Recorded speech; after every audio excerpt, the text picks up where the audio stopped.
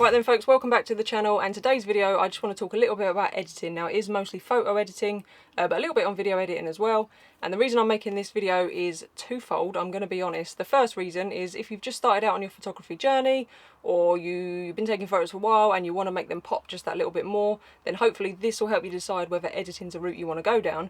And my second reason is because I plan to make some videos very soon on how I edit my photos, and I know for a fact that in the comments all I'm going to get is this: editing is cheating. Real photographers get it right in camera, capture it only as you see it, and my personal favourite, which I hear all the time, back in the good old days of film we didn't have that option. So as it's a conversation I find myself in more and more frequently, before I start making the videos about how I edit my photos, I thought I'd make the arguably more important why I edit my photos, and here are my reasons.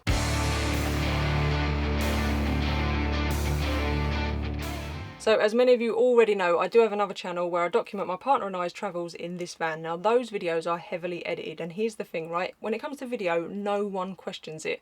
In fact, we quite often get comments praising how good the edit is. Now when you're making a video, you're relying on the audience's use of two senses only, so that's sight and that's sound.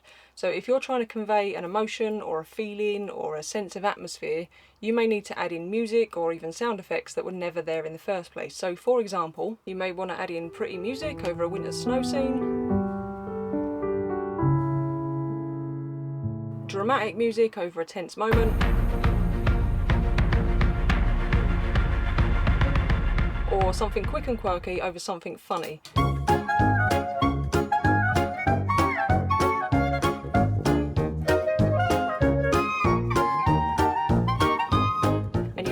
To help the audience feel what you were feeling at the time of filming it. Or as another example, my drone, for example, it doesn't record audio, or if it did, all you would hear is this, and that is not a nice sound. So you may want to add, say you're flying over a forest, you may want to add either music again or something like bird song and the rustling of the leaves, and you put them over the top, and it helps you portray to the viewer that humbling sense of silence and atmosphere and beauty that you felt when you were stood there filming in the forest, even though you've had to either record them sounds separately or add them in after from a sound effects library or whatever.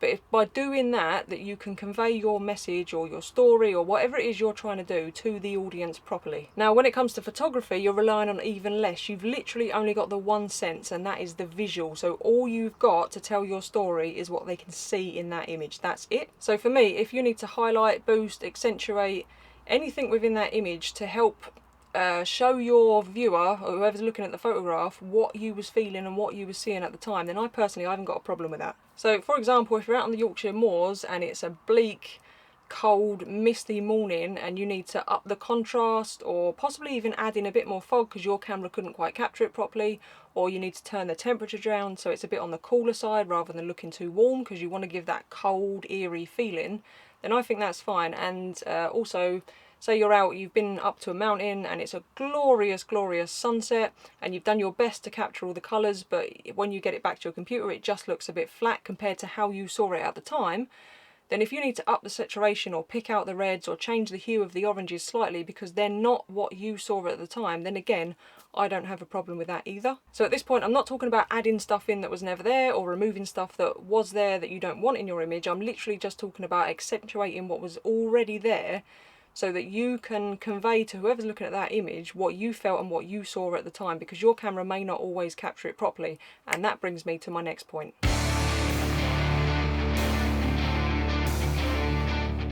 So something you're going to hear about at some point, whether it's photography or in filmmaking or considering which camera you might want to buy next, is dynamic range. So I'm going to try and keep this simple, and I'll try and use images to demonstrate in a second. But basically, dynamic range is the difference between the darkest area in an image and the lightest area in an image. And it concerns us as photographers because we want to try and capture both as well as retain the details in both. Now, the human eye does this brilliantly, and that's because the human eye has about 20 stops of dynamic range. Now, even the best cameras have about 15 stops, and most of the cameras that we're using probably only 12 to 14 stops.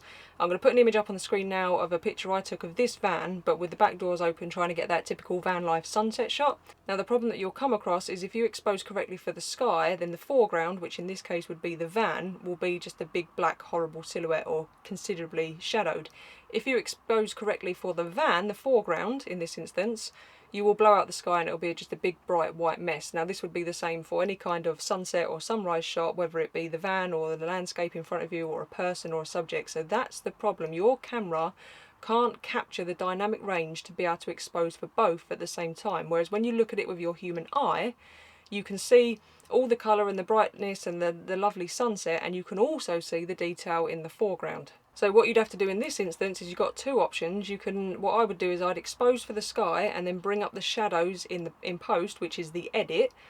So you'd be editing technically, and now this works if you only need to bring up the shadows a little bit, but if you have to go too much you end up introducing grain. So what I sometimes do is I take two exposures, one correctly exposed for the foreground, one correctly exposed for the sky, and then blend those two images together again in post, which is another edit.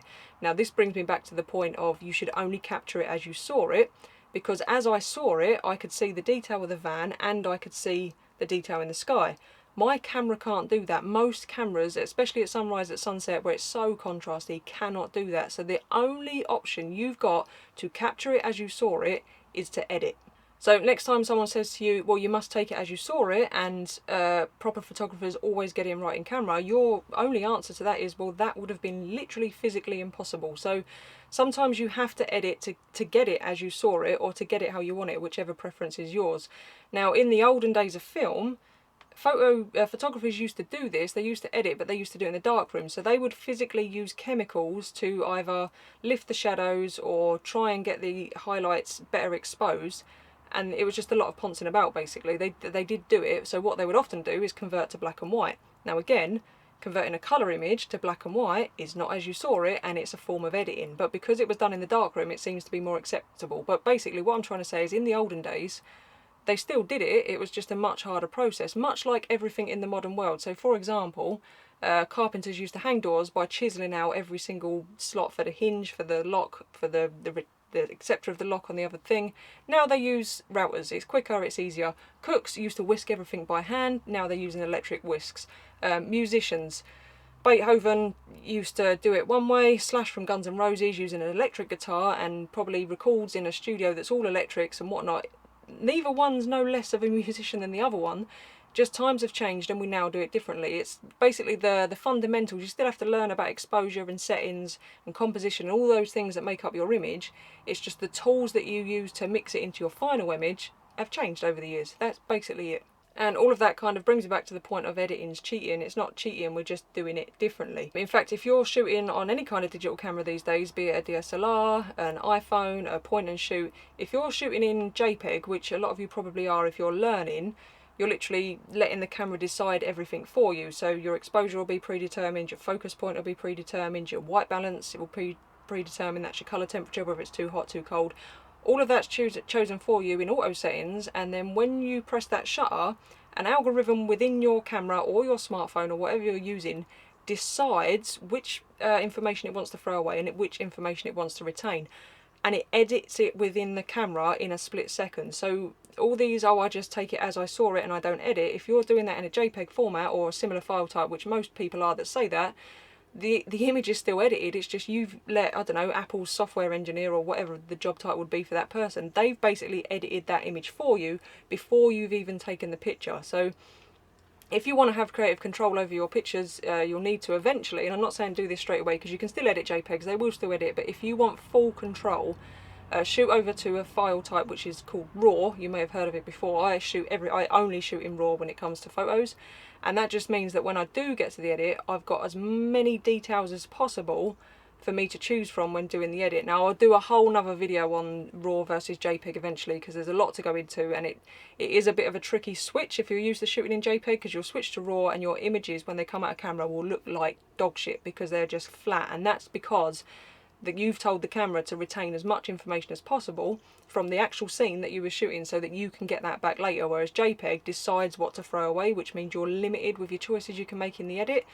And like I say, that image is edited. Whether you edited it or not, someone somewhere or some computer has edited it for you. So they're all edited at the end of the day. It's just whether you want to take control of the edit or you're quite happy to let an algorithm choose for you what you wanted to take your picture of at the time.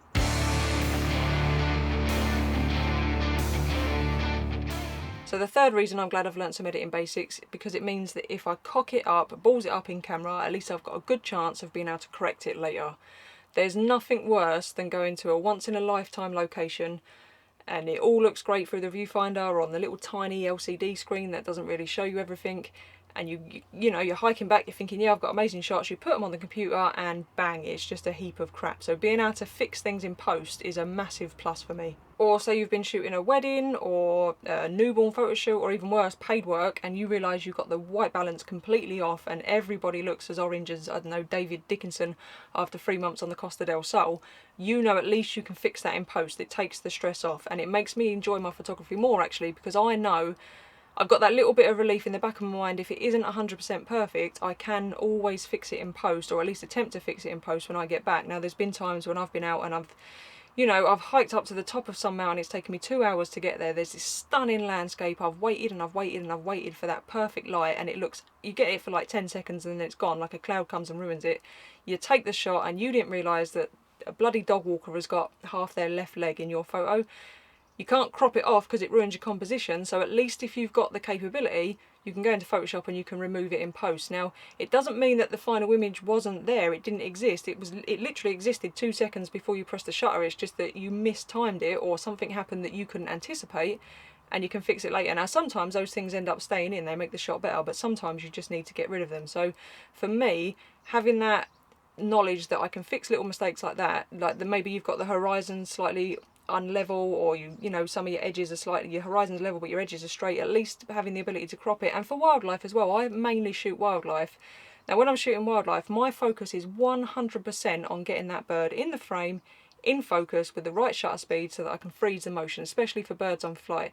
Composition comes way down the pecking order because you just don't have that option. So being able to crop it afterwards and get a much more pleasing composition. For example, what I mean is if the bird's flying from this side of the shot to the other side of the shot and you manage to capture him over here, you haven't given him any space to fly into, but being able to crop this side off, making him more to this side of the shot, means he's got space to fly into. So it's little things like that, and like I say, white balance, correcting all those things you got wrong, means you can concentrate more on getting your focus right and all those bits and pieces that you can't change afterwards. So for me, yeah, fixing cock-ups is a massive plus.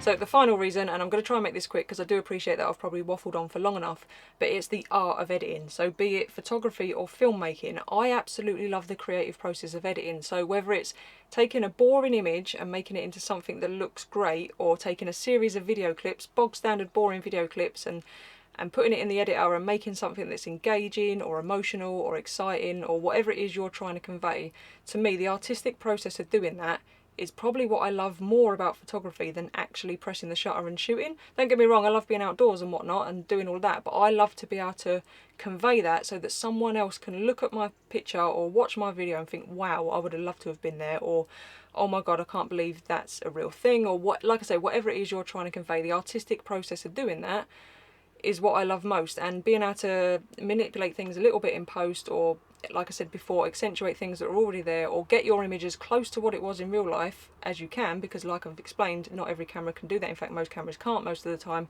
For me, I absolutely love the creative process, and you can take that even further. There's some people out there that are doing fantastic double exposures where you might have like the shape of a wolf with the mountain scenery sort of exposed into that, and it's just really cool. And that's both come from photos. They still need to be great photographers to be able to get the two starting images. Then they also need to be great editors afterwards to be able to put those together. So for me, the artistic process of editing, be it photography or film, is something I love more than anything, and I wouldn't, now that I look back, I'm so glad that I learnt the editing process. So that's my 4 main reasons for why I think learning to edit is important. I'd like to stress this is just my opinion, this is just how I see it. There are other photographers, better photographers than me, that will see it completely differently, and I'm sure loads of you have got opinions that you're going to stick in the comments.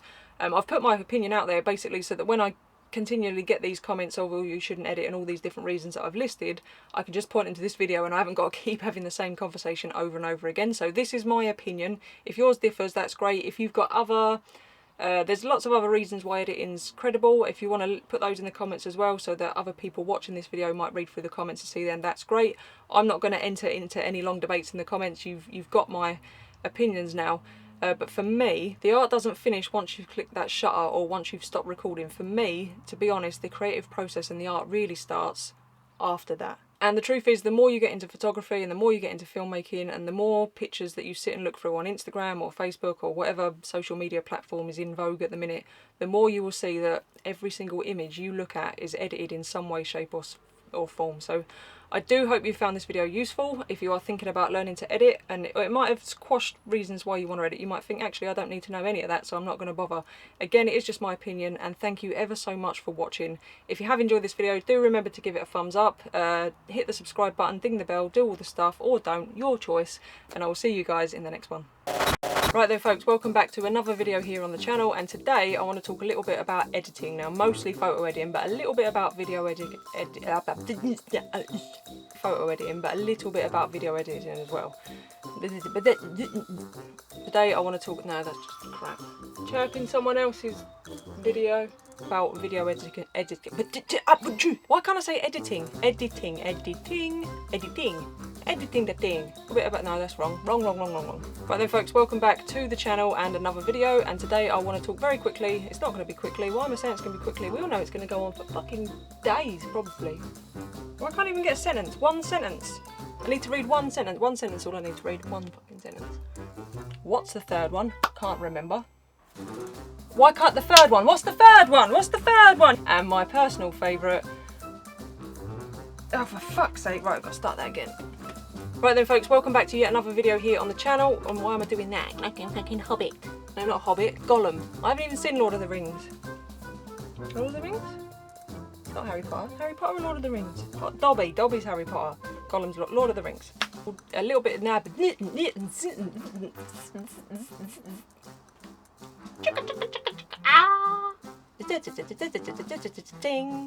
Editing. The ting. What's another word for editing? Video. I need to change the words. If I change the words, I would have filmed this by now. But a little bit on video editing as well. Oh, we're back to ers and tings.